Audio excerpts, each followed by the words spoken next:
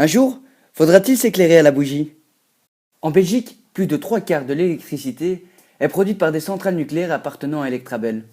Pire encore, plus de 61% de l'eau potable en France est utilisée pour le refroidissement des réacteurs nucléaires. Les centrales nucléaires rejettent des radiations dans l'environnement, et les accidents nucléaires ne sont pas sans conséquences. Le rejet de radiations à Fukushima a déjà tué plus de 1700 personnes et touché 32 millions de citoyens. Tout ça sans parler de Tchernobyl. La Chine détecte des radiations dans le lait japonais. Des poissons mutants se sont développés dans le Pacifique, du moins pour les plus chanceux qui ont survécu. Après avoir entendu toutes ces infos, Dominique a du mal à lâcher son fric pour ces multinationales. C'est pourquoi ce soir, dîner aux chandelles pour Dominique et Jacqueline. Mais que ferait le couple s'ils connaissaient l'existence des coopératives éoliennes plutôt que d'utiliser leurs chandelles à 2 balles? Ce concept bien connu en Europe, notamment au Danemark et en Allemagne, se développe désormais en Belgique et en France. Mais qu'est-ce qu'une coopérative éolienne? Ces coopératives produisent de l'énergie durable grâce aux éoliennes par l'implication des citoyens. Dominique peut alors devenir copropriétaire d'une éolienne et ainsi ne plus être dépendant des multinationales et de la hausse des prix de l'énergie. En détenant une part, Dominique recevra de l'énergie verte, produite par des éoliennes qui lui appartiennent un peu. Les bénéfices de la coopérative ne s'envolent pas, mais ils reviennent à Dominique. Mais ce n'est pas tout. Dominique, en tant que copropriétaire, a son mot à dire dans la gestion de la coopérative.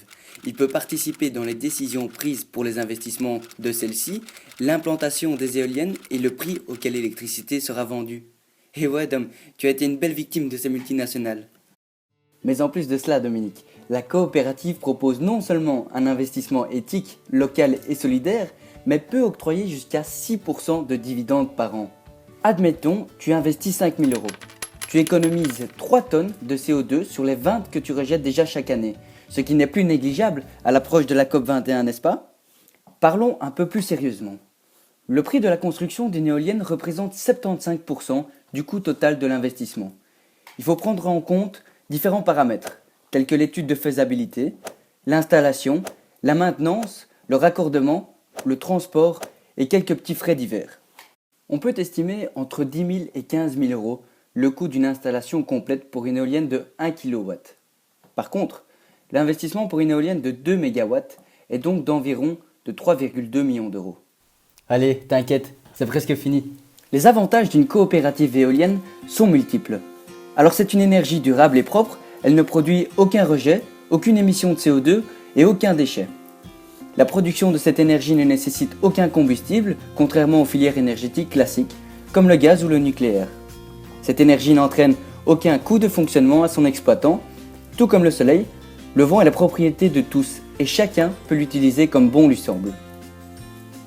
L'énergie éolienne est modulable et peut être adaptée aux besoins en énergie. Les éoliennes produisent de l'électricité et permettent de réduire en temps réel la production électrique des centrales au gaz.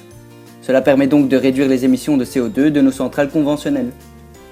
Après son temps de fonctionnement, soit un peu plus de 15 ans, une éolienne est démontable et recyclable.